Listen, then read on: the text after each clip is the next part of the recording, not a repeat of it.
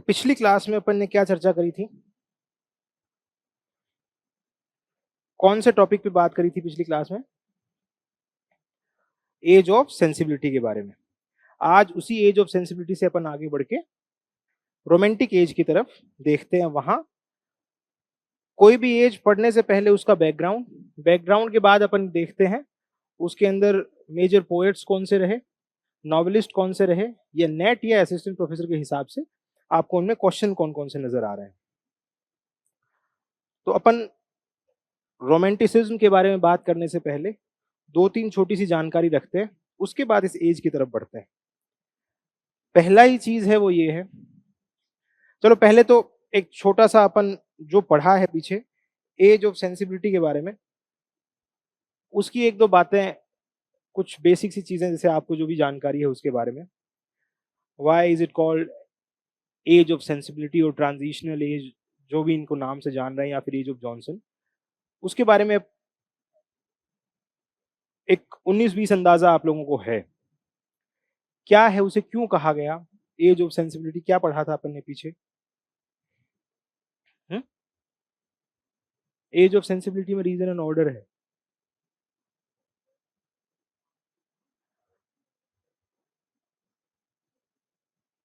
Hmm.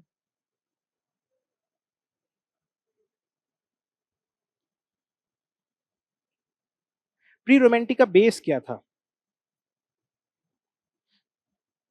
Y are they called pre romantics? Pre romantics क्यों कहा गया था उन्हें, क्या पढ़ा था उसके बारे में अपन ने?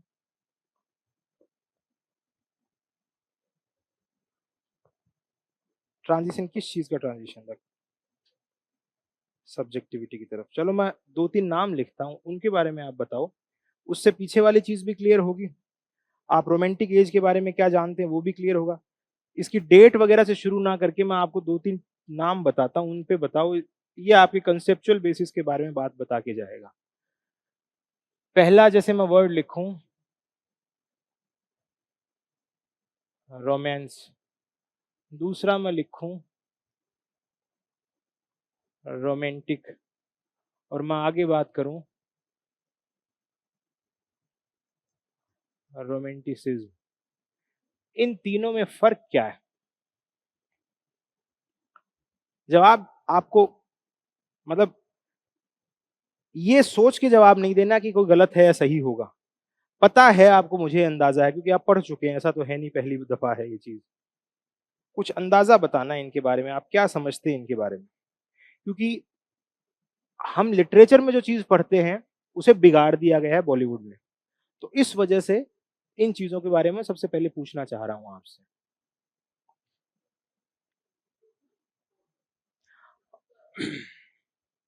दो चीजों की मेरे को आपकी बात समझ में आई, पहली तो इमेजिनेशन और दूसरी नेचर। इन दोनों वर्ड को लिख लो, अपन बात करेंगे इसके ऊपर अभी। देखिए, रोमांस है, ये शायद अपन पहले बहुत दफा इसके बारे में बात कर चुके हैं, और वो ये है, रोमांस निकला है जो भी लैंग्वेज रोमन से कनेक्टेड थी। कौन कौन सी भाषाएं रोमन से आई थी? हम पहले दफा पहली क्लास में जब लैंग्वेज के डेवलपमेंट के बारे में बात कर रहे थे, तो हमने ये चर्चा करी थी उस वक्त कि सेंट्रल एशिया से सारी जबानें निकली, और सेंट्रल एशिया के ही हिस्से में अपन ने देखा था कि वहाँ लैटिन भी थी, वहाँ ग्रीक भी थी, और उस ग्रीक और लैटिन का एक हिस्से में जहाँ लैटिन बोली जा रही है, ये ऐसी सी बात है कि आप लैटिन बोलते, जैसे हम हिंदी बोलें या अंग्रेजी बोलें, हमारी जो कस्बाई या देहात की जिंदगी है वो क्या करेगी, वो ना हिंदी बोल पाएगी ढंग से, ना अंग्रेजी बोल पाएगी। तो वो क्या करते हैं, अपना जो खुद का टच है रीजन का, वो साथ में आता है, और उससे नई जबानें बनती जाती हैं। जैसे आप यहाँ की भाषाएं उठाएं, मारवाड़ी उठाएं, शेखावाटी उठाएं, डूढारी उठाएं, वो खड़ी बोली है उसी का हिस्सा रही है। खड़ी बोली तो एक जगह प्रोमिनेंट बन गई, उसके साथ में जो लैंग्वेज चलती गई, तो जैसे जितनी भी भाषाएं हैं इस लैटिन से इन्फ्लुएंस रही। उसमें था पोर्चुगीज, पोर्चुगीज, स्पेनिश, फ्रेंच, ये सारी लैंग्वेज हैं, ये रोमांस लैंग्वेज कही जाती। मेरे कहने का मतलब ये, एक आपकी डोमिनेंट ज़बान है जिसमें आप बात करते हैं, मगर उसके आसपास का एरिया, जैसे संस्कृत हर इंसान पहले वक्त में नहीं बोल पाता था, है ना? तो वो क्या करता था, वो दूसरी आसपास की लैंग्वेज बोलने की कोशिश करता था। भाई हर इंसान को संस्कृत क्या थी? एलीट क्लास की लैंग्वेज थी। लैटिन क्या थी? एलीट क्लास की लैंग्वेज है। जैसा आज अंग्रेजी के साथ हो रहा है वैसी चीज है। तो बाकी दूसरी भाषाओं में लोग बोलते थे, तो जो इससे इन्फ्लुएंस तो हुई, मगर उसमें रीजनल टच आते गए। तो ये भाषाएं निकली लैटिन से ही हैं, मगर इनमें रीजनल टच है इनके खुद का। फ्रेंच भी है, स्पेनिश भी है, पोर्चुगीज भी है। इन्हें कहा जाता है रोमांस लैंग्वेजेस। और इन्हीं रोमांस लैंग्वेजेस में कुछ कहानियां लिखी जाती थी। और कब लिखी जाती थी?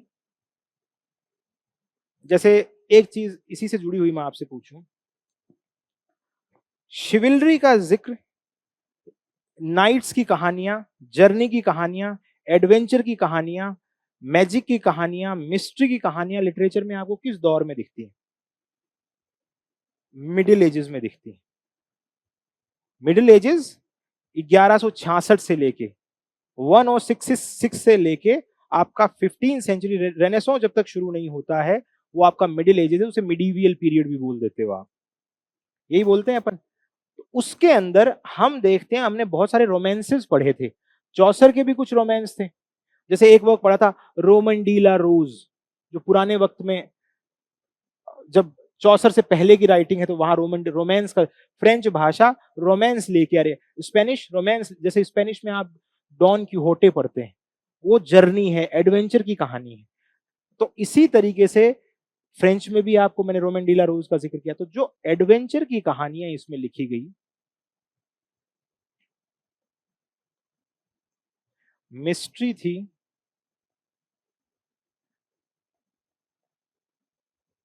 शिविलरी क्या होता है? जैसे आजकल ये नाम काफी यूज किया जाता है, शिविलरी।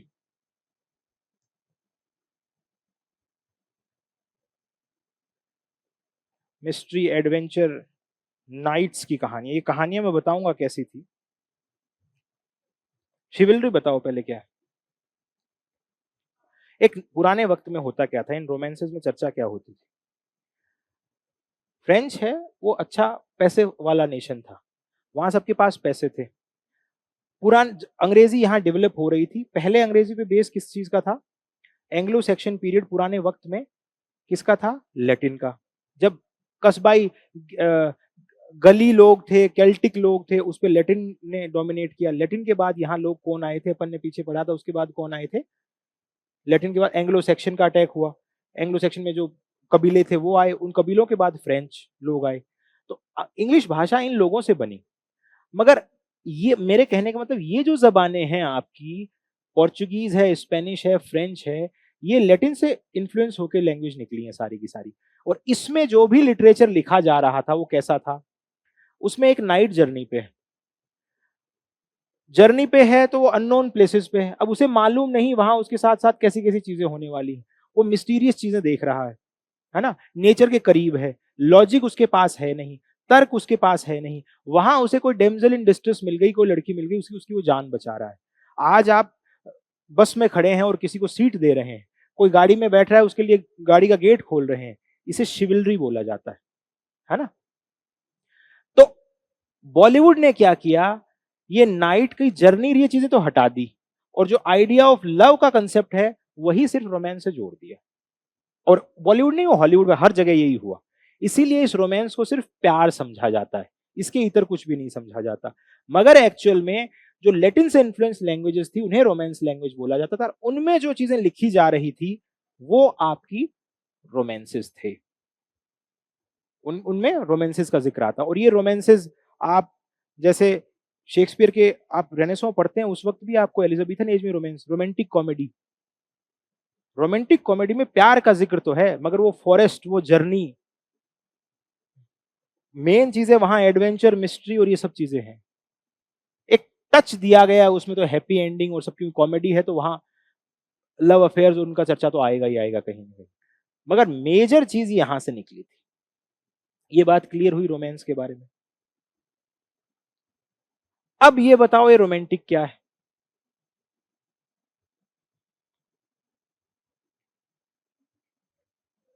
हाँ, आपके पास एग्जाम में कई बार एक क्वेश्चन आता है कि रोमांटिक राइटर हैं वो पीछे किस चीज को फॉलो करने की कोशिश कर रहे हैं। तो आपके पास ऑप्शंस आते हैं एग्जाम में। पहला ऑप्शन आपके पास दिखेगा कि रोमांटिक्स आर फॉलोइंग क्लासिकल्स, है ना। दूसरा ऑप्शन दिखेगा romantics are following middle ages, है ना। Romantics are following Greco Roman culture. तीन चार ऑप्शन दे दी, वो कंफ्यूज करते हैं। और देखा जाए तो उस पहले स्टेटमेंट का जवाब, इस रोमांस का जवाब ही खुद मिडिल एजेस है, क्योंकि ये शब्द ही इसे दिखा रहा है जो मिडिल एजेस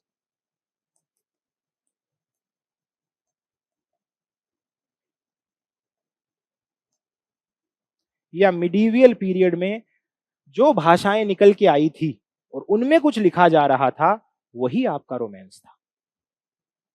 तो अब जब भी एक क्वेश्चन ऐसा दिखे, ये कंसेप्चुअल बेस पे कई बार चीज पूछी जाती है एग्जाम में, तो आपको ध्यान ये रखना है ये वर्ड ही मिडिल एजेस से निकला है। पहली चीज तो ये, यहां तक क्लियर है? कोई सवाल है यहां तक, कोई समझने वाली चीज? अभी रोमांटिक क्या है, ग्रामर के हिसाब से बता दो, क्या है रोमांटिक?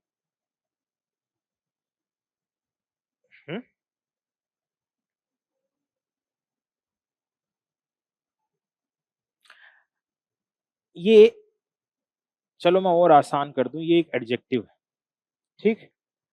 अब इस एडजेक्टिव में क्या बात होगी? किसी को ये कहा जाए, मैं ये कहूं कि यार फला फला आदमी बड़ा रोमांटिक है, फला फला इंसान बड़ा रोमांटिक है, तो इसका क्या सेंस निकले? हाँ हाँ, तो क्या क्वालिटी बताओगे? अभी भी तुम वो चीज छोड़ नहीं रही हो जो मैं यहाँ हटा दी है कि लव का इसमें बाद में आती है चीज, लव का तो मामला है ही नहीं।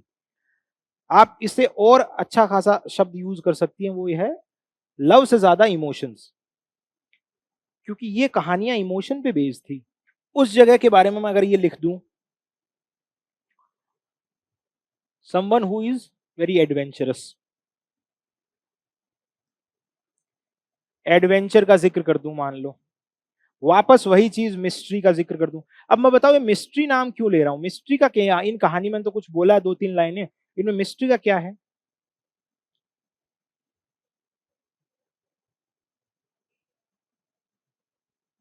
इस चीज को एक एग्जाम्पल से और समझो। आज तो हम सब लोग कंट्री साइड से कहाँ आ गए, शहरों में शिफ्ट हो गए, फ्लैट्स में रह रहे हैं।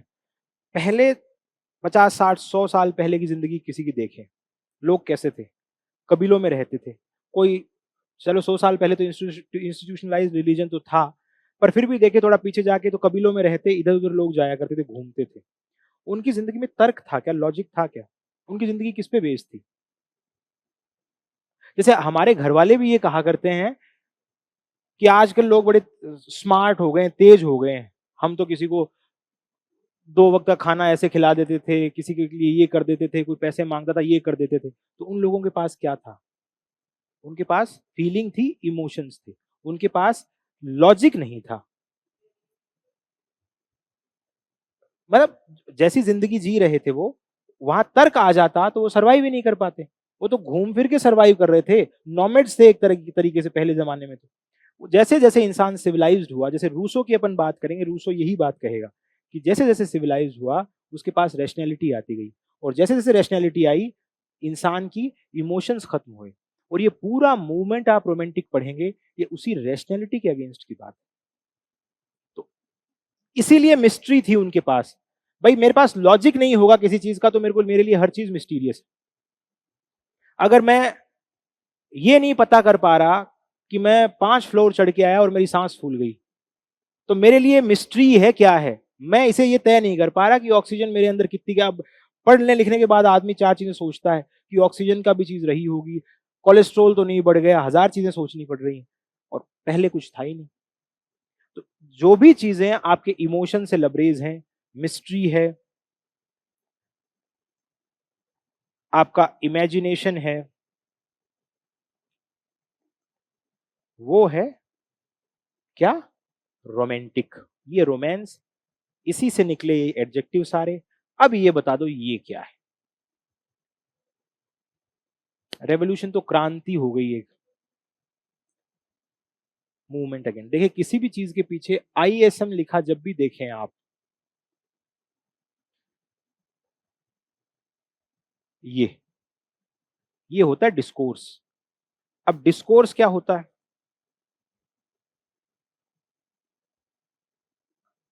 डिस्कोर्स क्या होता है? डिस्कोर्स आप वैसे तो आगे पढ़ेंगे, फूको जब पढ़ेंगे, मिशेल फूको पढ़ते हैं, वहां डिस्कोर्स का जिक्र आता है। मगर आम जबान में भी अपन बात करते हैं, जैसे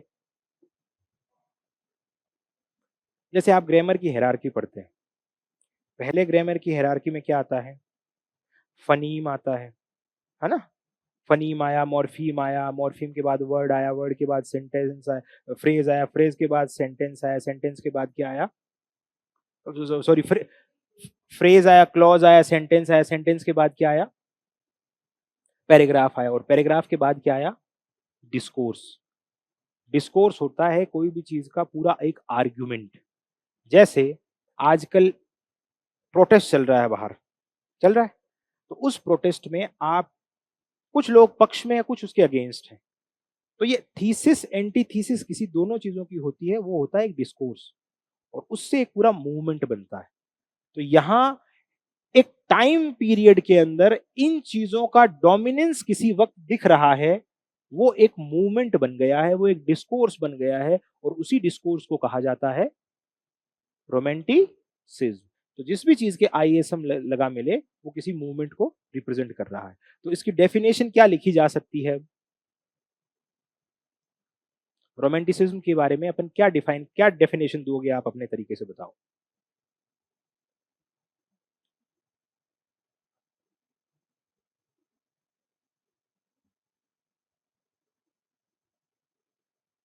ये तो अपन ने बात ही नहीं की, अपन ने जो बात करी उससे कोई डिफाइन करने की कोशिश करो।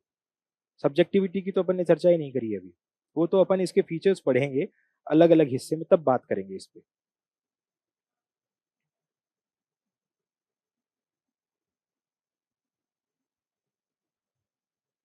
हम्म हम्म हम्म an artistic movement which came at the end of 18th century, and which was full of emotions, mystery, adventure and imagination। यही बात हुई रोमांटिसिज्म के बारे में। अब ये तो एक बेसिक सी जानकारी है रोमांटिसिज्म के बारे में।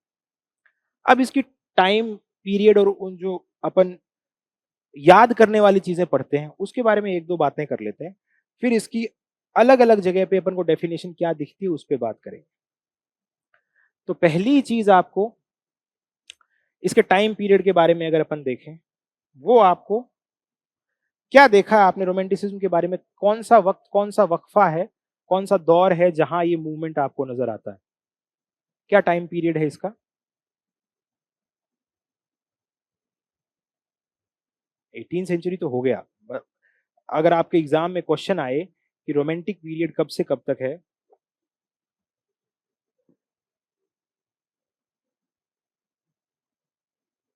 अब देखो इसको, इसी चीज को जो अपन पढ़ रहे हैं इसको एम एच अब्राहम से भी पढ़ेंगे अपन, अपन जो इसकी ओवरऑल बात कर लेंगे, वहां आपको एक दो चीजें लिखी मिलेंगी।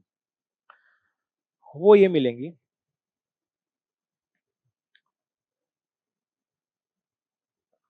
हाँ वो तो है। जैसे मैं इसको कह दूं 1785, मैं इसको कह दूं 1789, और मैं इसको कह दूं 1798।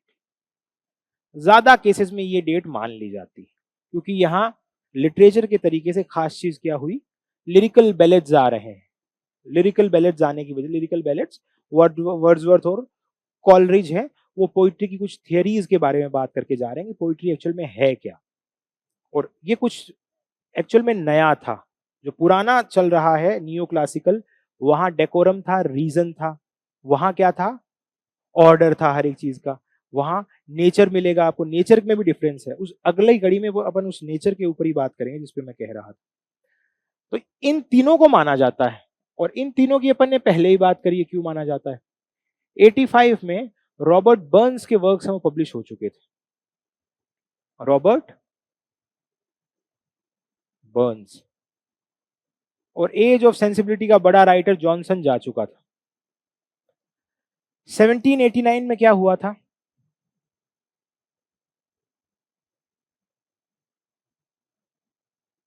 आप बताओ मेरे को, क्या पता, हुआ भी होगा नहीं भी हुआ। पक्की बात है? याद करो, देखिए क्या हुआ है, याद करो।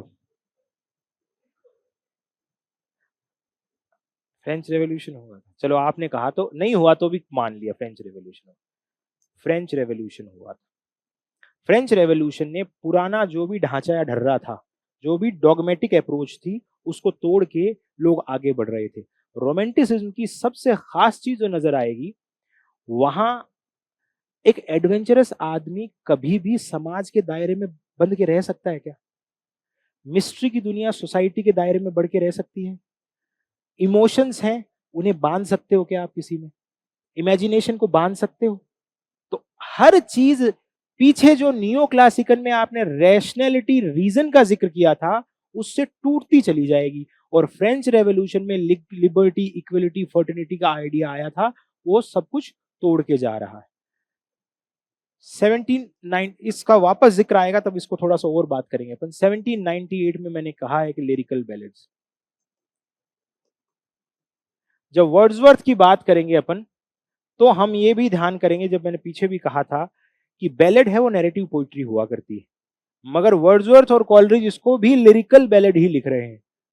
तो वैसे पोइट्री की डेफिनेशन के हिसाब से तो ये खारिज चीज है, बैलेड लिरिकल हुआ ही नहीं करता है, मगर इन्होंने उसे बना दिया।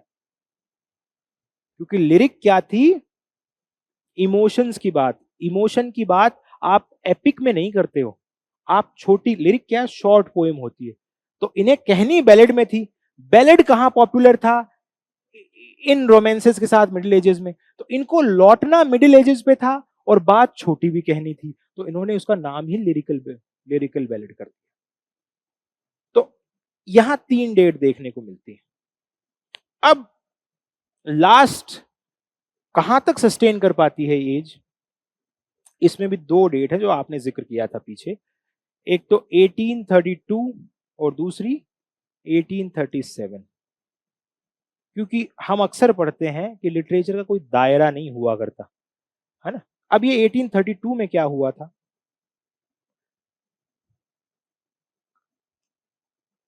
वॉल्टर स्कॉट की डेथ, हाँ ठीक बात हुई थी बिल्कुल।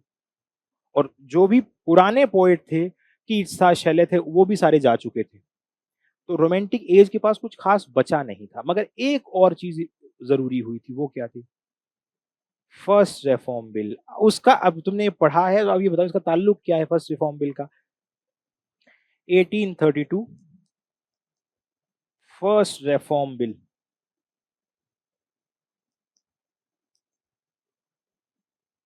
और एक आपने कहा वॉल्टर स्कॉट की डेथ। रिफॉर्म बिल क्या थे? रोमांटिसिज्म की पूरी अप्रोच क्या थी? रोमांटिसिज्म चाहता क्या था? Freedom, equality, liberty, fraternity. Reform bill ने वो चीज हासिल करवाने में मदद कर दी थी 1832। जो मिडिल क्लास है वो आगे बढ़ रही थी, उसके पास पैसा आया। तो वोटिंग राइट्स किसको मिलते थे? जिसके पास एक सर्टेन प्रॉपर्टी है, सर्टेन अमाउंट ऑफ मनी है, वही वोट दे सकता था। अब मिडिल क्लास राइज कर रहा है, राइज किया तो पैसे आए, पैसे आए तो प्रेशर बना गवर्नमेंट पे। प्रेशर किस चीज का? हमें भी हक है, हम हमारे लीडर को चूज करेंगे कौन बनेगा। तो लोगों का जब अथॉरिटी के पास एक्सेस बढ़ गया, जब तक मतलब ये सबॉल्टन नहीं बचे, ये हाशिए पे, पेरिफेरी पे रहने वाले, these people were not relegated to periphery at that time, उनके पास एक्सेस था, वो अथॉरिटी तक पहुंच सकते थे। और इसका तो पूरा मोटो ही ये था कि हम अथॉरिटी को पास पहुंचे और उसको चैलेंज करें। तो चैलेंज करने का हक वहां उन्हें मिल चुका था। और 1837 में कौन बनता है? Accession of Queen Victoria. तो यहां क्वीन विक्टोरिया आ गई, तो इसको 1837 से मान लिया जाता है।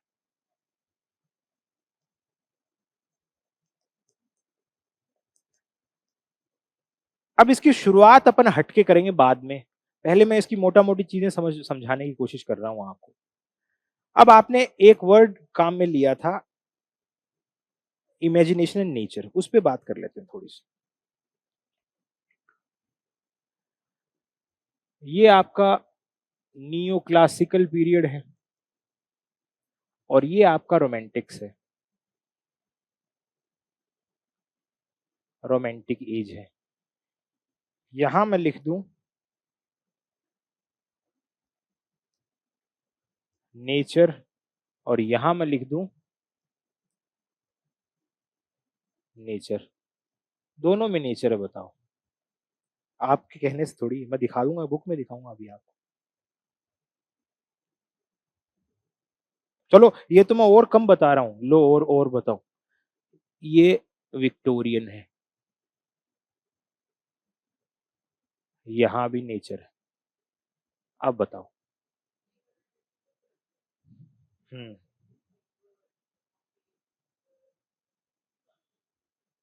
ये वाला नेचर है प्रकृति। ये आपकी बात 90% तो ठीक है, 10% गलत है।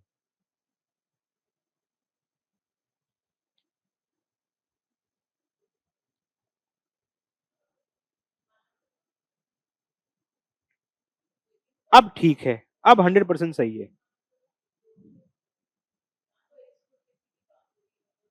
हाँ हाँ,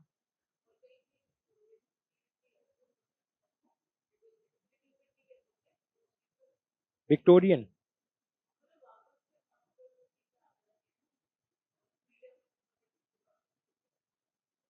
आपने ये वाली चीज दो दो स्टेटमेंट में कही, ये ठीक है। नेचर ह्यूमन नेचर भी है और नेचर आपका एनवायरमेंट की बात है, वो नेचर भी है। अब ये 100% सही हो जाती है बात। हाँ, उस पे आएंगे अभी। ये वाली चीज, इनका अपन डिफरेंस करें नेचर में तो क्या डिफरेंस करेंगे, कैसे डिफरेंशिएट करोगे?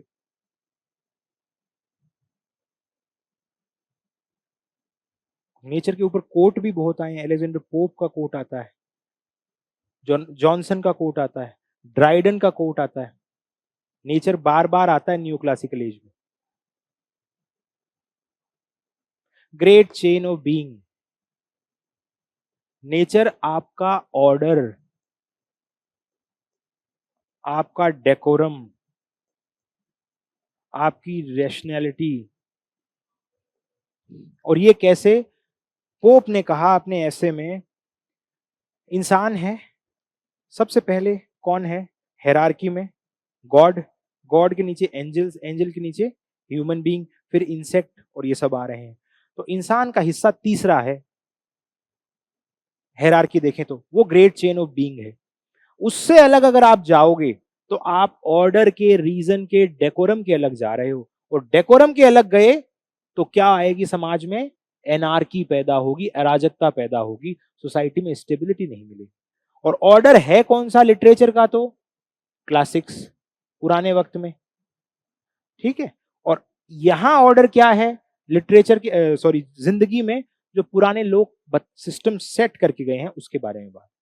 तो वहां बार बार नेचर का जिक्र ये आता है। और वो पोप कहते भी हैं कि बातें कही बहुत गई मगर एक ऑर्डर और नेचर के अकॉर्डिंग नहीं कही गई, अपना एक्सप्रेशन ऐसा रहा नहीं, तो उसी नेचर के यहां चर्चा आती। तो यहां नेचर आपका ये है। यहां नेचर कैसा है? आप एक, जैसे वर्ड्सवर्थ कहते हैं, इमोशंस रिकलेक्टेड इन ट्रैंक्विलिटी कहते हैं। तो ट्रैंक्विलिटी क्या? जब वो बचपन में जिंदगी में नेचर के करीब रहा, कॉमन मैन के पास रहा, देहात में रहा, गांव में रहा, उस वक्त उसने जो चीजें कलेक्ट करी थी, इस आउटर सिनेरियो से, एनवायरनमेंट से इंस्पायर होके वो उसके ह्यूमन नेचर को बना रही हैं, उसकी जिंदगी को बना रही हैं। और उसका नेचर कैसा है? इमेजिनेशन है, उसमें इमोशंस है, इसमें उसमें पिटी है, उसमें किसी के लिए सिंपैथी है, उसमें इन लोगों की तरह एपैथी नहीं है। वो किसी चीज को दुत्कार नहीं सकते, एक्सेप्ट कर रहे हैं। नेचर क्या है? नेचर सबको इक्वल मानती है, मगर यहां इक्वलिटी नहीं है। यहां ये इक्वलिटी, इसीलिए फ्रेंच रेवोल्यूशन और ये सब चीजें इंस्पायर करके जा रहे हैं। आई बात समझ में नेचर के बारे में? अब और बताओ, और कोई इसमें यहां तक समझा है, उसमें कोई क्वेश्चन है तो बताओ, फिर आगे बढ़ेंगे। नहीं? अब देखिए इसकी अपन अब इसकी डेफिनेशन पढ़ते हैं, ऑथेंटिक बुक क्या कहती है इसकी डेफिनेशन के बारे में। अच्छा हाँ, विक्टोरियन, विक्टोरियन का नेचर आप टेनिसन जब पढ़ेंगे तो टेनिसन कहते हैं nature red in tooth and claw. Victorian के लिए नेचर बारबेरियस है, हिंसक है, क्योंकि वहां फैक्ट्रीज एस्टेब्लिश हो गई, तो उनको वो परेशानी कर रहा है नेचर। नेचर आपको डिस्ट्रॉय भी कर सकता है, ये अपील आपको टेनिसन और ब्राउनिंग दोनों में दिखेगी। टेनिसन थोड़े मतलब ऑप्टिमिस्टिक अप्रोच भी रखते हैं, वो पहले नेगेटिव होते हैं कोई चीज के बारे में, फिर ये सोचते हैं कि ठीक है चीजें संभल जाएंगी। तो ये पेसिमिज्म टेनिसन का यहाँ दिखता है, ऑप्टिमिज्म पेसिमिज्म। पहले पेसिमिज्म दिखेगा कि नेचर, जैसे मैंने कोट बताया आपको, हाँ, कि नेचर आपको खत्म भी कर सकता है। नेचर, हम क्या है, नेचर हमने क्या है, डिक्शनरी बेस पे चीज को नेचर पढ़ाई है, तो हमने इसी चीज को नेचर मान लिया है। नेचर आपके आगे आने वाले एज में मॉडर्न में भी आएगा, नेचर हर जगह आपको दिखेगा। इन तीन का जिक्र तो मैंने इसलिए किया है क्योंकि ये आसपास की चीजें हैं और तीनों में बार बार नाम आता है नेचर का, है ना। जैसे न्यू क्लासिकल में आता है, रोमांटिक में नेचर दिखता है, मतलब खुद पोएट्स हैं, क्रिटिक हैं, वो कोट कर रहे हैं बार बार नेचर वर्ड को, इसलिए अपन ने इन तीन को पढ़ा। मॉडर्न में भी नेचर दिखेगा, मगर उसको बहुत ज्यादा उसको कोट किया जाने वाली चीज नहीं है, क्योंकि मॉडर्न में तो चीजें खत्म हो ही चुकी थी, सब तरह की चीजें, उसकी खैर बाद में बात करेंगे, यहां तक चीजें ठीक है। अब देखिए एक डेफिनेशन है रोमांटिसिज्म की, और वो आपने एक बुक पढ़ी होगी, Legouis and कजामियन।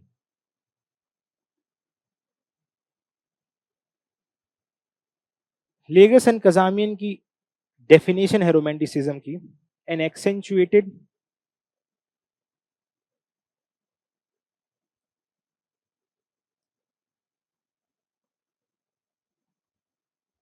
an accentuated predominance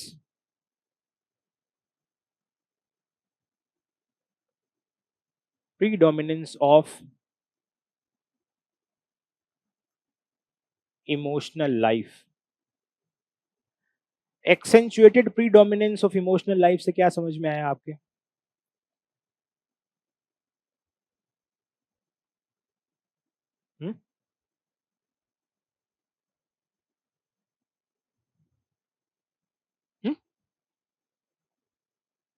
एक्सेंचुएटेड predominance, एक बहुत ज्यादा प्रेशर किस चीज का, इमोशंस का, किसी एज में।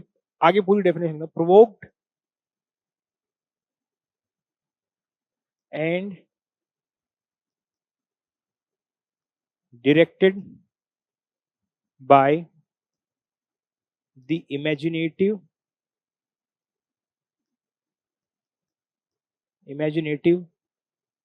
vision। अब बताओ, इसको, इसके नोट्स मिल जाएंगे आपको, इसको वैसे समझो इसको पूरी चीज को। अब बताओ,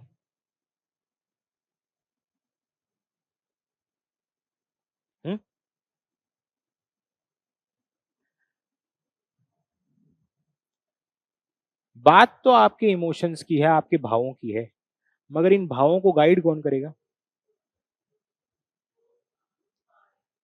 प्रोवोक्ड एंड डायरेक्टेड बाय, उसको डायरेक्ट कौन करेगा उन भावों को? आपकी कल्पनाएं करेंगे। आप कितना, कल्पनाएं आपकी तभी होंगी जब आपका रीजन कमजोर होगा, जब आपका तर्क होगा। देखिए आपका दिमाग भी दो इसी काम में काम करता है, आप सोच के देखना कभी। एक तो आपका, आप कोई चीज के लिए प्रैक्टिकली टिल्ट है, एक आप बहुत ज्यादा इमोशनल है। तो ये आप पढ़ने वाली चीज में भी देखना कभी, अगर आप ज्यादा भावुक है ना, आपको मैथमेटिक्स बहुत कम समझ में आती है, ये होता है जनरली। और अगर आप बहुत ज्यादा प्रैक्टिकल है ना, तो आपका लिटरेचर भी कोई, खैर ये तो कुछ है ही नहीं, पढ़ने की चीजें हैं, सब्जेक्ट है, इसमें ज्यादा आप एग्जाम पास कर लोगे, और इसकी भावनाओं में बह गए हो ना, तो ये चीज परेशान करेगी। ऐसा होता है जनरली, अपन देखते हैं ज्यादा इमोशनल आदमी है, उसकी मैथमेटिक्स कमजोर मिलती है, वो लिटरेचर के लिए बड़ा तैयार रहता है, मगर एनालाइज करने में, एक क्रिटिकल और थियोरेटिकल अप्रोच में वो ठीक ठाक मिलता है, मगर मैथ्स उसकी कमजोर होगी। तो वैसी ही चीज नियो क्लासिकल और आपके रोमांटिक के अंदर आप उनको जक्स्टापोज करके देख सकते हैं। एक बात तो ये, अब इसकी 3-4 डेफिनेशन और भी हैं, मगर वो क्लास पूरा होने के बाद उन तीनों चारों को पढ़ेंगे अपन। उसका रीजन है, ये पता चलेगा आपको समझ में कितना आया है। ठीक है, जैसे सबसे बड़ा नाम आएगा विक्टर ह्यूगो का। विक्टर ह्यूगो कहेंगे लिबरलिज्म इन आर्ट, रोमांटिसिज्म क्या है। एक इंसान ऐसा पढ़ेंगे आप, उसने लगभग 11,000 कुछ डेफिनेशन दी इस रोमांटिसिज्म, मगर वो बाद में पढ़ेंगे। आज पूरा काम पहले एक बार समझने वाला करते हैं। यहां तक पीछे आपके कंसेप्चुअल बेसिस पे क्या चीजें हैं, नियो क्लासिकल अपन पीछे पढ़ के आए थे, लास्ट में अपन इनका जक्स्टापोज करके देखेंगे भी नियो क्लासिकल में क्या था, यहाँ क्या था। यहाँ ये समझ में आई रामायण पूरी। ये नेचर का कुछ एक्स्ट्रा अपन ने बात कर ली थी, ये यहाँ डेफिनेशन की बात है। अब देखिए, अब इस मूवमेंट की नब्ज पे जाते हैं, शुरुआत कैसे हुई, कहां से हुई। तो ये मूवमेंट आपको 3-4 कंट्री में नजर आएगा। पहली दफा दिखेगा आपको जर्मनी में, जर्मनी से इंग्लैंड पहुंच रहा है, फिर फ्रांस की तरफ भी आपको दिखेगा, और फिर ये अमेरिका की तरफ भी दिखेगा। तो इसकी अलग अलग जगह पे अलग अलग अप्रोच दिखती है। तो अलग अलग सोसाइटीज ने इसे एक्सेप्ट कैसे किया। अगर अपन जर्मन रोमांटिक नहीं पढ़ते हैं तो इंग्लिश रोमांटिक तो उसी की कॉपी है, कोई मतलब ही नहीं बनता फिर। तो सबसे पहले जर्मन रोमांटिक के बारे में अपन पढ़ेंगे।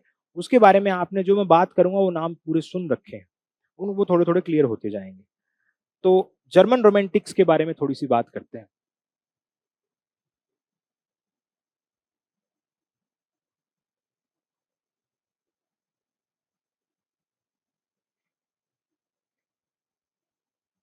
जर्मन रोमांटिक्स,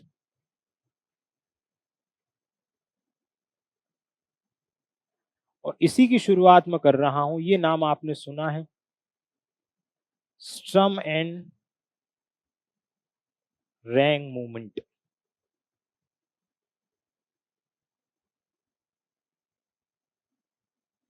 सुना है इसके बारे में? Sorrows of young weather,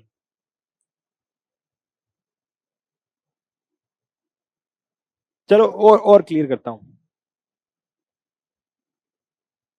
storm and stress movement.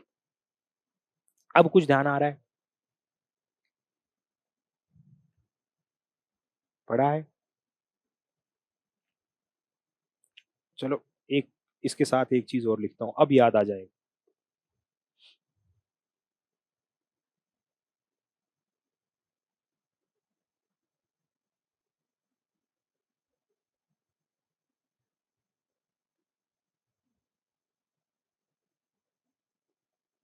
अब याद आया,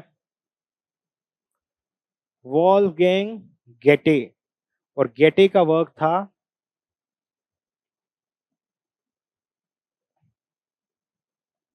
सोरोज ऑफ यंग।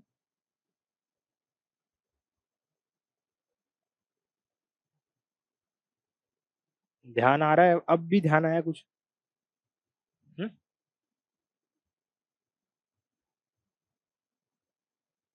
नहीं आया?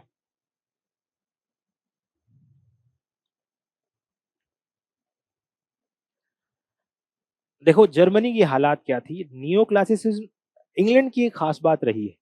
कोई भी मूवमेंट है इंग्लैंड में सबसे पहले कभी नहीं आया, वो इधर उधर से इंस्पायर्ड हुआ कहीं ना कहीं से। जैसे इंग्लैंड के अंदर आप नियो क्लासिकल अप्रोच भी पढ़ रहे हैं, ये नियो क्लासिकल आपके हमारे लिटरेचर में ही नहीं है, पूरी सोसाइटी में था, तो वहाँ हिस्ट्री में भी दिखता है। नियो क्लासिकल पॉलिटिकल साइंस में भी दिखता है। नियो क्लासिकल अपन को इंग्लिश लिटरेचर में अपन पढ़ ही रहे हैं। नियो क्लासिकल जो मूवमेंट था, जैसे इंग्लैंड के अंदर न्यूटन वगैरह ये सब लोग थे, रैशनैलिटी, रॉयल सोसाइटी एस्टेब्लिश हो रही, सब बातें थी। ये मूवमेंट है, ये बाहरी दुनिया से, फ्रांस से, जर्मनी से, यहाँ से आए हैं बाहर से।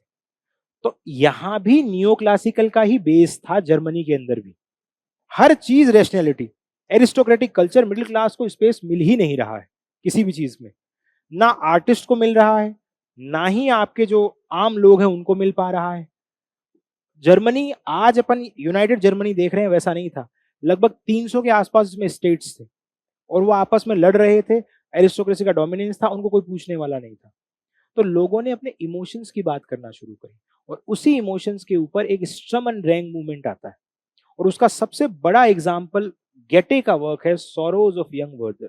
इसमें कहानी एक इंसान की वर्दर की है। वो एक लड़की से he is in love with someone.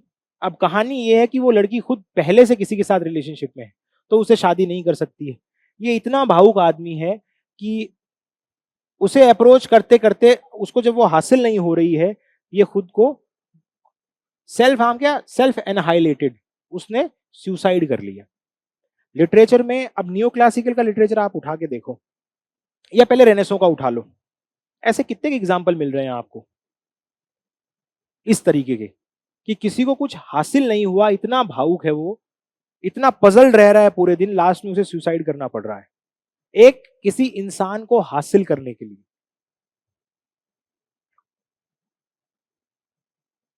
नहीं मिला ना कोई ऐसा एग्जाम्पल, पीछे याद करके देख लो, शेक्सपियर के प्लेस में देख लो, नियो क्लासिकल में आगे आके देख लो, कहीं नहीं दिखेगा आपको। तो ऐसा एक्सेसिव इमोशनल अप्रोच नहीं थी। तो यही वो मूवमेंट था, स्ट्रॉम और स्ट्रेस। यहां उस आगे उस कैरेक्टर की बात कर लेता हूं, शर्लट नाम से। इससे यूजीसी नेट में क्वेश्चन आ जाते हैं इस वर्क से। शर्लट, शर्लट का रिश्ता था एल्बर्ट से और ये एपिस्टलरी नॉवेल है। एपिस्टलरी मालूम है, कल भी पढ़ा था अपन ने। एपिसल से एपिसल टू आर्बुथनॉट, एपिसल का मतलब होता है लेटर। कोई कहानी जब आपकी पूरी लेटर फॉर्म में ही लिखी जाए, भाई दो कैरेक्टर हैं वो आपस में बात नहीं कर रहे, लेटर एक्सचेंज कर रहे हैं, तो लेटर में ही अपन प्लॉट पढ़ते जा रहे हैं, लेटर पढ़ रहे हैं, उसका भी इसका भी प्लॉट पूरा समझ में आ रहा है। तो इसी के अंदर ये इस तरह की स्टोरी थी। तो इसी स्ट्रम एंड रैंग मूवमेंट से आपका रोमांटिसिज्म दिखता है। इससे नेट में भी, और जैसे आपके आरपीएससी में तो जर्मन रोमांटिक का जिक्र नहीं है, मगर ये इतना पॉपुलर वर्क है, इससे कोई क्वेश्चन पूछ लिया जाए तो कोई दिक्कत नहीं, क्योंकि रोमांटिसिज्म की शुरुआत ही आपको जर्मनी से दिख रही है। एक बात तो ये, अभी इसी जर्मनी से ही ये जो वर्ड निकला है रोमांटिसिज्म, ये भी जर्मन थिंकर्स ही बता के जाएंगे।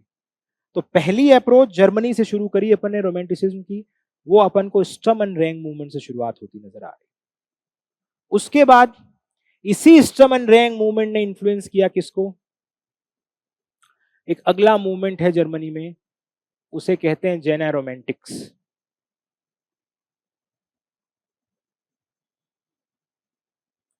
और यहां आपसे एक क्वेश्चन पूछा जा सकता है। वो क्वेश्चन क्या पूछा जा सकता है? जेना रोमांटिक्स के बारे में दो तीन फेमस नाम हैं, वही इस वर्ड को कॉइन करके जा रहे हैं। पहला नाम है फ्रेडरिक श्लेगल और विलहेम श्लेगल। और फ्रेडरिक श्लेगल ने ही वर्ड कॉइन किया था रोमांटिक, वही रोमांस भाषाओं से निकले हुए शब्दों के बारे में। वो ये जर्मन भी उन्हीं रोमांस लैंग्वेजेस का ही हिस्सा है। तो किस इंसान का नाम आया?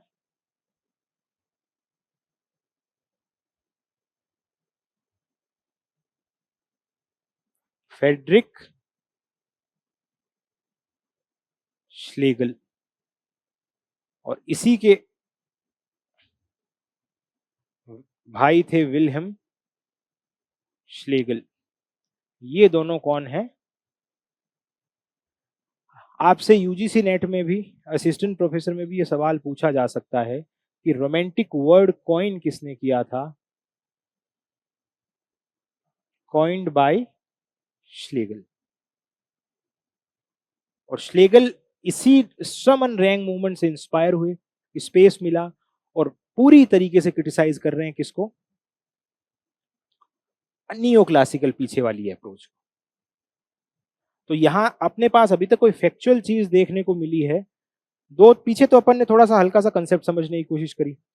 यहां हमारा रोमांटिक की शुरुआत हो रही, एक तो डेट से अपन ने समझा कि फैक्ट कोई चीज है वो बनती है, एक तो यहां से आपकी डेट क्या है रोमांटिक एज की, ये लीगस एंड कजामियन से डेफिनेशन है। एज इट इज डेफिनेशन तो नहीं पूछी जाती, मगर आप जब बड़े एग्जाम की तरफ बढ़ते हैं तो हो सकता है स्टेटमेंट बेस्ड कभी कोई चीज पूछ ली जाए, या इससे आपके समझ को बनता हुआ नजर आए नेचर, इमेजिनेशन, इमोशन वाली बात से। फिर पढ़ने वाली बात है, कई बार नेट में क्वेश्चन पूछा जाता है, स्ट्रम एंड रैंग मूवमेंट क्या है? Storm and stress. फिर गेटे के वर्क के बारे में पूछा जाता है, सोरोज ऑफ यंग वर्दर किसका लिखा हुआ है? ये गेटे की बात है, एपिस्टलरी में लिखा गया शर्लट और वर्दर की कहानी। फिर हमने कहा ये वर्ड कॉइन किसने किया है? फ्रेडरिक श्लेगल ने। यहां तक समझ बन रही है? ठीक। अब अपन थोड़ा, एक और थिंकर का आपने नाम सुना होगा, इमैनुअल कांत। सुना है? और ये जेना रोमांटिक्स है, ये लगभग आपका 1798 से 1804 तक रहता है। ये उससे पहले रहता है, लगभग 70-80 के आसपास से। और इसी वक्त कॉलरिज हैं, वो जर्मनी ट्रेवल कर रहे होते हैं, और वो इन ब्रदर्स 1780s और 70s और 80s के बीच में। ये इसी वक्त सैमुअल टेलर कॉलरिज हैं, वो इंग्लैंड से जर्मनी की तरफ थे, और जर्मनी में वो फ्रेडरिक श्लेगल और इन ब्रदर्स से मिलते हैं, और इन्हीं की वजह से वो समझ पा रहे हैं कि एक लिटरेचर का ये तरीका भी है, सोसाइटी में ऐसी चीजें भी हो रही हैं जिन्हें हमें इंग्लैंड, भाई यूरोप कितना बड़ा है, यूरोप आप कॉन्टिनेंट देखें, आसपास सारी कंट्रीज हैं, कनेक्टेड हैं। एक जगह कोई, अब एशिया के अंदर एक जगह कोई माहौल होगा, अब आज जहां स्टूडेंट प्रोटेस्ट हो रहा है, तो सोच के देखिए अगर कहीं पॉलिटिकल अपहीवल थोड़ा बहुत भी है, तो दूसरी कंट्रीज भी इंस्पायर्ड होकर वहां भी होने शुरू हो जाएगा थोड़ा बहुत। तो वैसा ही यूरोप की कंडीशन एक जैसी थी पूरी। इस वक्त तो फ्रेंच रेवोल्यूशन की बयार थी, तो लोग वैसे ही इंस्पायर्ड थे। इंग्लैंड में रॉबर्ट वॉलपोल वगैरह कुछ कर नहीं रहे थे, हेनोवरियन डायनेस्टी थी, हेनोवरियन का लिटरेचर या सोसाइटी की तरफ कोई ख्याल ही नहीं था। तो लोग चाह रहे थे ऐसी कुछ नई चीजें लेके आए, उस रैशनैलिटी से ऊब चुके थे। तो कॉलरिज इस वक्त यहाँ है 1799 के आसपास, जहां जेना रोमांटिक्स और ये सब चीजें आप देख रहे हैं, तो उनको ये चीजें इन्फ्लुएंस कर रही। ठीक है, तो ये जर्मनी का पूरा अपन समझ रहे हैं, पूरा हिस्सा ऐसा था। इससे क्वेश्चन भी पूछे जाते हैं कई बार। एक नाम मैंने और बताया, वो है इमैनुअल कांत।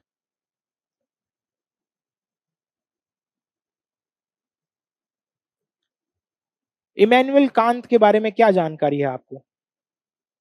एस्थेटिक्स का पेपर जब भी होता है, जहां भी किसी के सिलेबस में है, वहां पहला नाम इमैनुअल कांत का ही आता है। हम्म।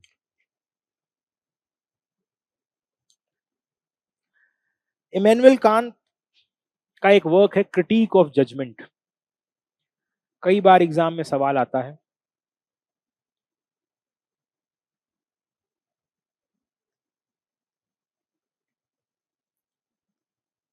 क्रिटिक ऑफ जजमेंट 1790s में।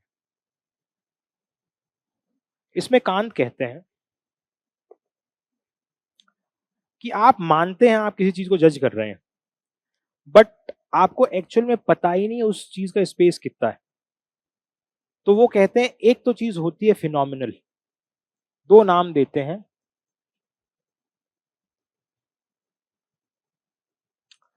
और दूसरी होती है थिंग इन इटसेल्फ।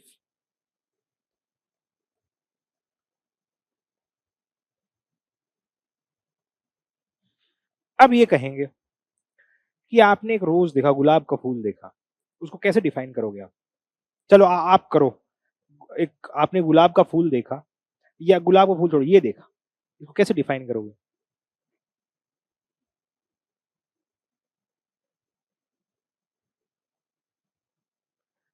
अरे ये फोन देखा, इसको क्या बताओगे? क्या डिफाइन करोगे इसको?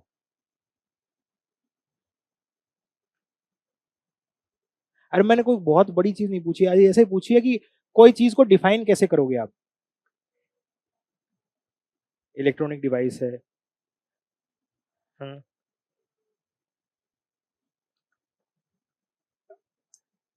एक एक इलेक्ट्रॉनिक डिवाइस है जिसका एडवांटेज डिसएडवांटेज दोनों।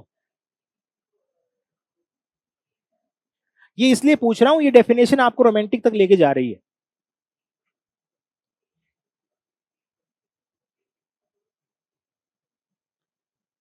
ठीक है, ये अब ये बताओ, ये डेफिनेशन आपने खुद ने बनाई या जो माहौल आप सुनते आ रहे हैं, किसी से ही पूछोगे यही डेफिनेशन देगा।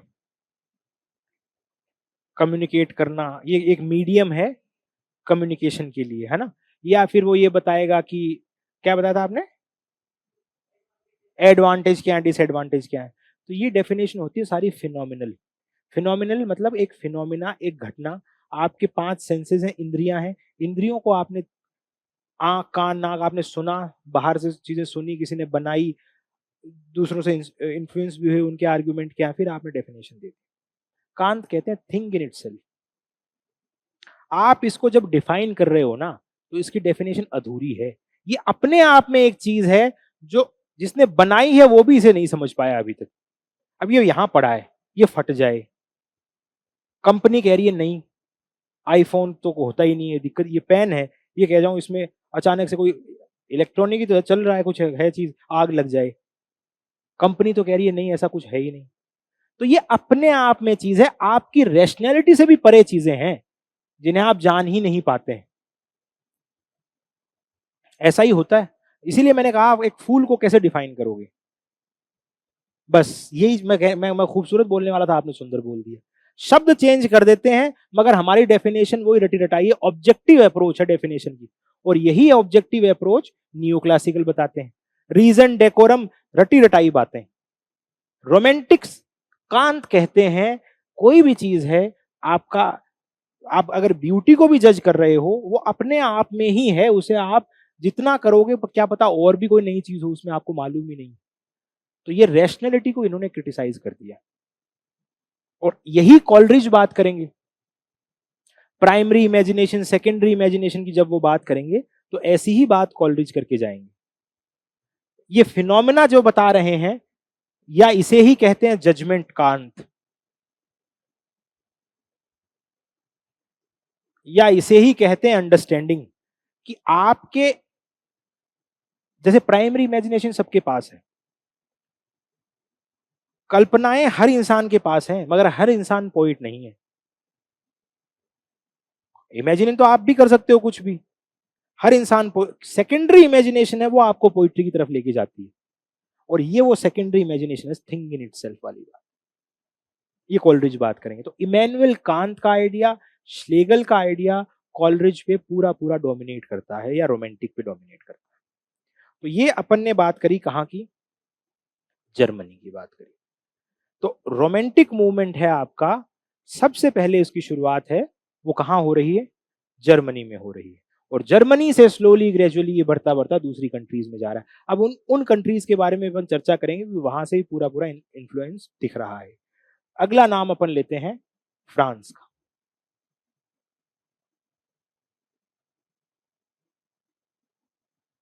फ्रांस में कौन लोग आपको नाम कुछ दिमाग में आ रहे हैं, फ्रांस में जो फेमस नाम रहे हैं रोमांटिक के साथ जुड़े हुए। अपन प्री रोमांटिक में तो पढ़ के आए थे उनको, एक दो को।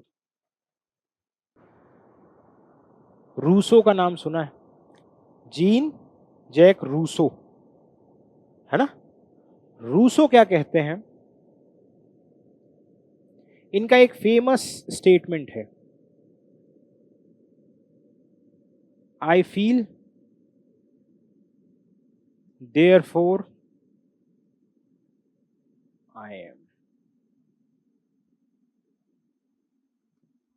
Rousseau as a prose writer अपन ने पीछे न्यू क्लासिकल के अंदर बात करी थी, और इनके कुछ एक दो वर्क हैं उन पे चर्चा करी थी।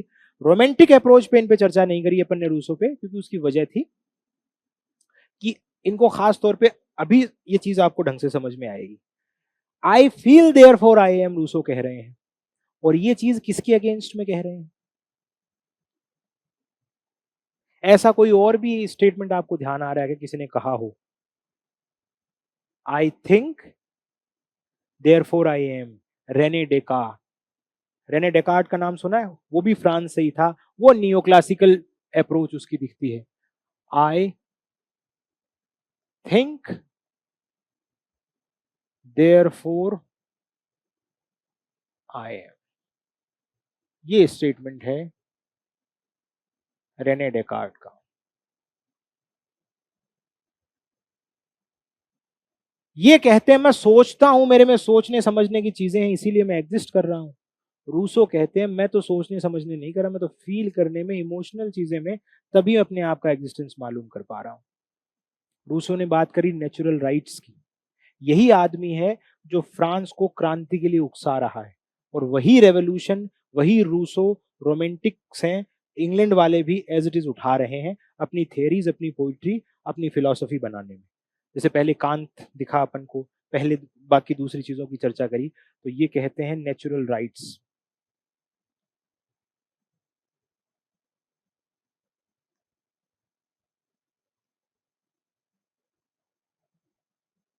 इनका एक फेमस आइडिया है कल्ट ऑफ नोबल सैवेज।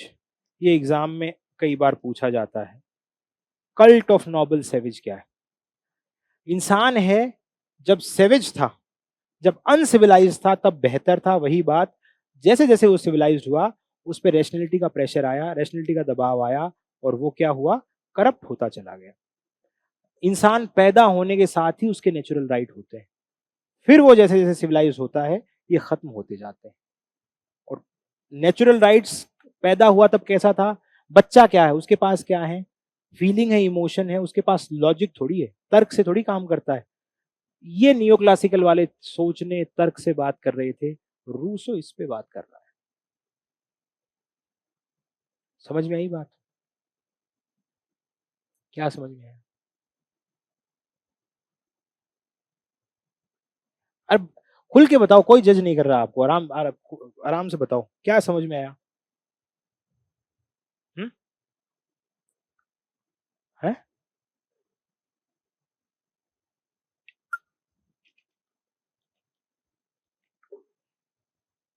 इन चीजों में आपके साथ एक समस्या ये हो रही होगी अभी, कि हम तो सीधा इंग्लैंड से ही रोमांटिक पढ़ते हैं, वो उससे काम नहीं चलता। तो अब अपन अगर सीधा बात करें, रोमांटिक ये है, नेचर है, इमेजिनेशन है, तो मैं वही बात कर रहा हूँ, ऐसे इस हिसाब से पढ़ाने से तो मैं आपको 4 महीने में आपका यूजीसी नेट खत्म कर दूं, कोई जोर ही ना आए। मगर आप, अपन ने जो पढ़ा है अभी तक, यूजीसी नेट के 20 एक साल के पेपर उठाना आप, ये नाम दिखेगा आपको, ये वर्क दिखेगा आपको, ये सारी चीजें दिखेंगी, क्योंकि जिस चीज का बेस कहाँ से, शुरुआत कहाँ से हो रही है, हमें वो पता ही नहीं है। अब मैं ये कह दूं, मेरे को ABCD नहीं पता मान लो, और मैं सीधा फोनेटिक्स पे बात कर लूं, तो उस चीज का मतलब क्या है? चीज तो तब है ना कि जब आपको उसका बैकग्राउंड थोड़ा बहुत समझ में आए कि कोई चीज आ क्यों रही है, आने का रीजन क्या है। तो यहाँ अपन ने इसी वजह से इन चीजों को थोड़ा सा देख रहे हैं। तो रूसो ये बात कर रहे हैं, अब इन चीजों को आप कनेक्ट करते जाओ। जो मैंने पहली चीज में ये बताई थी, ये वाली बात करी थी, एडवेंचर, मिस्ट्री, इमोशन, और इस ऑर्डर, डेकोरम, रीजन के अगेंस्ट रखते जाओ।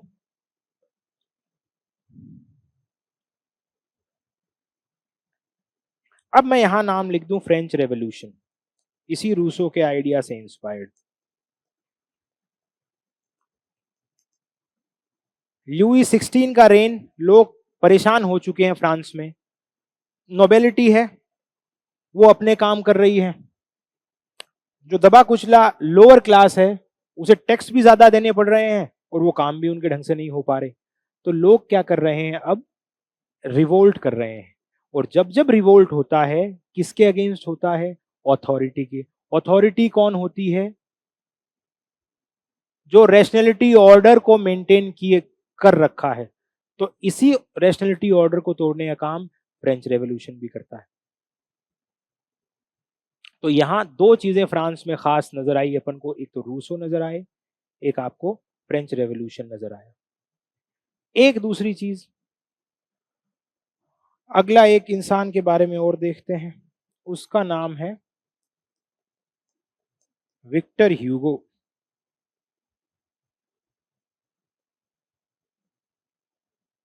विक्टर ह्यूगो, सुना है नाम? विक्टर ह्यूगो के दो वर्क हैं, ले मिजरेबल और हंचबैक ऑफ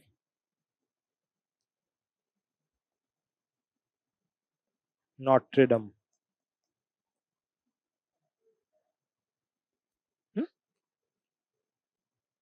नहीं, फेमस फ्रेंच राइटर रहे हैं विक्टर ह्यूगो, और विक्टर ह्यूगो की खास बात ये थी, इस इंसान के, ये माना जाता है फ्रांस में आज भी, कि इसके जनाजे में जितने लोग आए थे आज तक फ्रांस में, चाहे नेपोलियन देख लो, कोई देख लो, उसकी डेथ पे भी नहीं आए हो।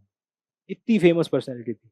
इसने फ्रांस का पूरा डिस्कोर्स बदल के रख दिया था इस एक वर्क से। एक इसने लिखा था क्रॉमवेल,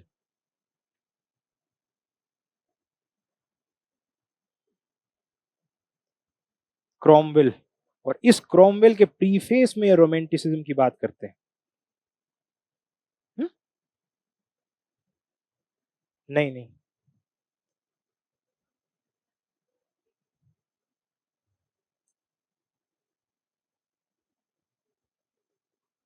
नहीं नहीं, लिंग्विस्टिक नहीं थे। आपको कोई दूसरा ह्यूगो ध्यान में आ रहा है?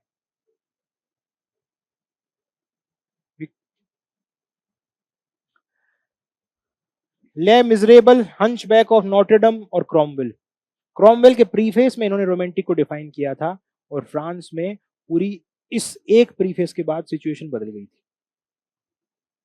ऐसा ही एक और नाम आपने सुना होगा, चौथा फ्रांस के बारे में बताऊं, वोल्टेयर। वोल्टेयर का वर्क आया था कैंडिडा,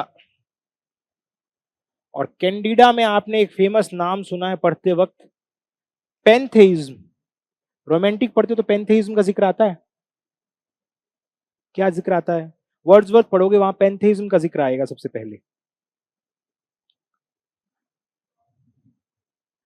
पता तो, तुम सुना तो सब कुछ रखा है, पर उसके पूरे पहुंच नहीं पा रहे हो। पैंथेइज्म का मतलब है नेचर की हर चीज में खुदा है। ये वैसे तो ग्रीक कंसेप्ट है, मगर सबसे पहले वोल्टेयर की कैंडिडा में वो चीज नजर आ रही है। और नेचर की हर चीज में खुदा है, मतलब आपका जो भी बेसिक चीज है, जहां तर्क अभी तक घुसा नहीं है, जो अनसिविलाइज के करीब है, मिडिल एजेस के करीब है, आपको पेड़ पौधे, हवा, खुशबू ये पसंद क्यों आते हैं? उनमें मासूमियत है, उनमें हार्शनेस नहीं है। आंधी पसंद क्यों नहीं आती आपको? आंधी परेशान करती है आपको, होता है।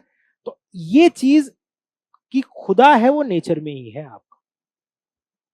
तो ये सारी अप्रोच आपको आगे रोमांटिक में दिखेंगी नहीं दिखेंगी। ये शैले जब आप पढ़ोगे, शैले की पोइट्री किसके बारे में है? Mask of anarchy. वो क्या बता रहा है कि हमें भी ऐसे ही रिवोल्ट करने की जरूरत है। वर्ड्सवर्थ क्या कह रहे हैं फ्रेंच रेवोल्यूशन के बारे में? कि ब्लिस है ये चीज, कि फ्रेंच रेवोल्यूशन हुआ, bliss was that movement, I was alive in that, ऐसे कोट आ रहा है उनको, वो इसी के बारे में कह रहे हैं, फ्रेंच रेवोल्यूशन के बारे में। हालांकि रेन ऑफ टेरर के बाद फ्रांस में लोगों को गलंटाइन किया गया, उनको सर धड़ से अलग किया गया, बहुत लोगों को रेन ऑफ टेरर बोलते हैं उसे। उसके बाद वर्ड्सवर्थ और ये सारे लोग फ्रेंच रेवोल्यूशन से हटने लग गए थे। बट एक वक्त तक ये चीज लिबर्टी, इक्वलिटी, फर्टर्निटी के आइडिया की तरफ लेके जा रही है, नहीं जा रही? और यही चीज अपने कॉन्स्टिट्यूशन में भी है, इस फ्रांस के इसी जगह से। तो ये, और नेचुरल राइट और नोबल सैवेज, ये सारी बातें ही रोमांटिक में, आप एक एक राइटर पढ़ेंगे तब अपन इन इस बैकग्राउंड को बताने का पर्पज ये कि अपन जब वर्ड्सवर्थ पढ़ेंगे अभी एज ए राइटर, तो कुछ कोट आएंगे उसके, कुछ स्टोरीज की थोड़ी बहुत बेसिक समरी आएगी। अगर इनको ना बताया जाए तो आप हर एक लाइन में कंफ्यूज होगी। जैसे उसकी एक लाइन आएगी, the child is the father of the man. अब आप कहोगे क्यों है बच्चा उसका फादर, क्यों है? बच्चा बाप कैसे हो सकता है? नहीं हो सकता। इन चीजों से कनेक्ट करोगे। जैसे मैंने एक लाइन बोली थी, इमोशंस रिकलेक्टेड इन ट्रैंक्विलिटी। उसने जो बचपन में जो चीजें देख ली हैं, उसी का स्पॉन्टेनिटी है। अब जो ऑब्जर्व बचपन में, दो नाम लेते हैं Wordsworth, spontaneous overflow of powerful feeling, और इमोशंस रिकलेक्टेड इन ट्रैंक्विलिटी। तो जो बचपन में इमोशंस किसी पीस में उसने जो ऑब्जर्व किए इस पेंथेइस्ट अप्रोच से नेचर के करीब होके, वही चीज उसको जवानी में उसी को स्पॉन्टेनियसली, उसी को एक तरह से उद्वेलित कर रहा है एक साथ। नियो क्लासिकल क्या कहते हैं, आर्ट क्या है? आर्ट क्या है? बैठ के उसको ढंग से बार बार लिखना, जब तक सही नहीं हो उसको बार बार करना, उसको तार्किक बनाना, उसको एक ऑर्डर में बनाना। इनके लिए ऑर्डर कोई जरूरी नहीं। समझ में आ रही है? तो ये फ्रांस में इस तरह का माहौल था। तो हमने अभी दो कंट्री की बात करी, जर्मनी और फ्रांस। और अथॉरिटी हर वक्त टूट रही है, अथॉरिटी टूटेगी, तर्क टूटेगा, तर्क टूटेगा, इमोशंस आएंगे। यही। एक की और बात कर लेते हैं, उसके बाद अपन इंग्लैंड पे आएंगे। उसका नाम है क्या, कौन सी होगी? एक जर्मनी हो गई, फ्रांस हो गया, मैं कह रहा हूं इंग्लैंड। अमेरिकन रोमांटिसिज्म के बारे में बात करते हैं थोड़ी सी।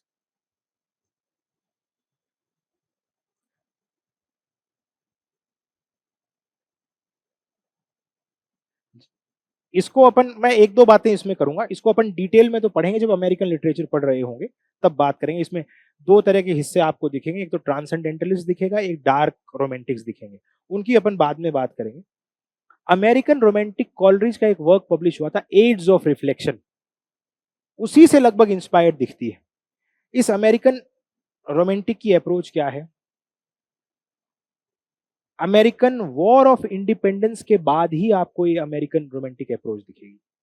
ये एग्जाम में क्वेश्चन आता है, अमेरिकन वॉर ऑफ इंडिपेंडेंस कब से कब है?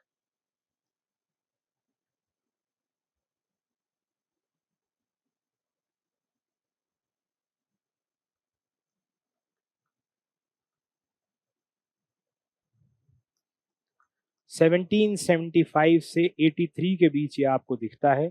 असिस्टेंट प्रोफेसर का जब हमारे वक्त एग्जाम हुआ था तो ये क्वेश्चन था उसके अंदर। और 1776 में अमेरिका इंडिपेंडेंट हुआ। किससे आजाद हुआ अमेरिका?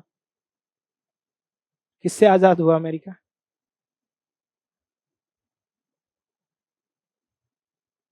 अरे अमेरिका किससे आजाद हुआ था? ब्रिटिशर्स ही तो थे। ये ये लोग वही प्योरिटन थे जो इंग्लैंड से उठ के आए थे, नई कॉलोनी बनाई थी, और उन पे राज किसका था? ब्रिटिशर्स का ही था। 76 में इन्हें आजादी मिल रही है। अब्राहम लिंकन और उनका सबका नाम सुनते, वो इसी रेवोल्यूशन में हिस्सा थे। तो यहां अमेरिकन क्या हो रहा है, इंडिपेंडेंस के लिए मूवमेंट चल रहा है। और यहां सबसे बढ़िया इनका आइडिया आता है, सेल्फ रिलायंस। सेल्फ रिलायंस क्या है? खुद पे भरोसा, इंडिविजुअलिटी पे भरोसा। आपकी समाज ने जो ऑब्जेक्टिव रैशनल अप्रोच बनाई है उस पे भरोसा नहीं। भगवान से भी कनेक्ट करना है तो किसी मीडिएटर की जरूरत नहीं, आपका स्ट्रॉन्ग आए, आप इंडिविजुअल अकेले काफी हो। तो रोमांटिसिज्म में आपको हमेशा क्या दिखेगा, जब जब लॉजिक, लॉजिक कौन बनाता है? लॉजिक कभी अकेला आदमी लॉजिक बन सकता है क्या? सोच के देखो।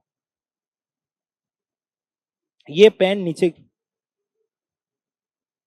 ये ये पेन नीचे गिर गया, ये बात बताई किसने? न्यूटन ने, कि ग्रेविटी है। अब न्यूटन की ऐसे थोड़ी मान ली, न्यूटन आया, मैं उसने कहा कि पेन नीचे गिर गया, चलो भाई न्यूटन ने ये बात कह दी, पेन नीचे गिर गया, मान लो। उस पर कितनी बहसें हुई होंगी, कितनी डिबेट हुई होंगी। उस एक लॉजिक को न्यूटन ने कहा, मगर उस एक लॉजिक को कितने लोगों ने बाद में एक्सेप्ट किया होगा। और जब एक्सेप्ट किया तब जाके उसे एक स्टेबिलिटी मिली। तो तर्क है वो 200-300 साल के एक पूरे सिविलाइजेशन के बाद बनता है, उसके बाद पैदा होती है चीज। ये कहते हैं कोई तर्क वर्क कुछ नहीं है, ऑब्जेक्टिविटी है ही नहीं, वही सब्जेक्टिविटी, आपका स्ट्रॉन्ग आई, इंडिविजुअल सब कुछ है। इसीलिए आप अमेरिकन लिटरेचर पढ़ते हैं, सेल्फ रिलायंस, एमरसन और उन सब की बात आती है ना। सेल्फ रिलायंस ऐसे भी है, एक आपके एमए के सिलेबस में ऐसे भी है, सेल्फ रिलायंस नाम से, वो इसीलिए। इसकी डिटेल में अपन अमेरिकन लिटरेचर पढ़ेंगे तब बात करेंगे, मगर अलग अलग जगह पे आपको ये चीज ऐसे नजर आ रही है रोमांटिक। यहाँ अपन जब हाउस ऑफ सेवन गेबल्स पढ़ते नजर आएंगे तो उसके प्रीफेस में आपको वहां रोमांस की कुछ और अलग सी डेफिनेशन भी दिखेगी। पर अभी अपन मोटा मोटा समझ के आ रहे हैं अलग अलग कंट्रीज में हालात क्या हैं, चीजें क्या हो रही हैं। अब अपना मेन काम आता है इंग्लैंड में क्या स्थिति है रोमांटिसिज्म, इसके पॉलिटिकल। अब ब्रिटिश रोमांटिसिज्म के बारे में अपन बात करेंगे।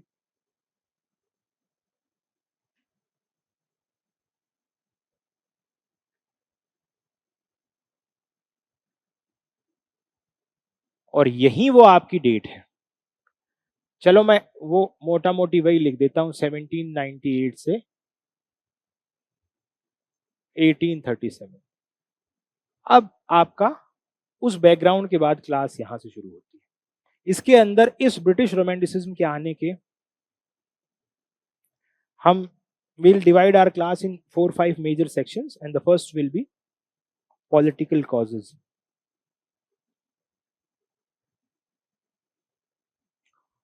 फिर हम सोशल कॉजेज की बात करेंगे, फिर हम फिलोसॉफिकल की बात करेंगे,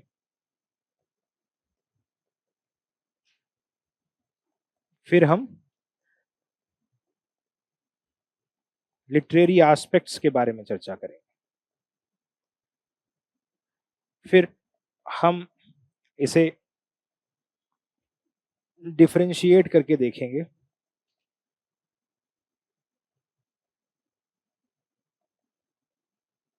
किसमें, नियो क्लासिकल एंड रोमांटिक्स में। और लास्ट हिस्से में हम बुक्स इसके ऊपर क्या बात कर रही हैं, इन्हीं चीजों को कहीं कुछ बताया है उसमें, उसमें चर्चा करेंगे। एम.एच. अब्राहम से थोड़ा देखने की कोशिश करेंगे। जो मैं ये रामायण बता रहा हूं आपको इतनी देर से पीछे से, इसके लिए आप राउटलेज हिस्ट्री ऑफ इंग्लिश लिटरेचर है, उसके अंदर इसका थोड़ा जिक्र मिल जाएगा।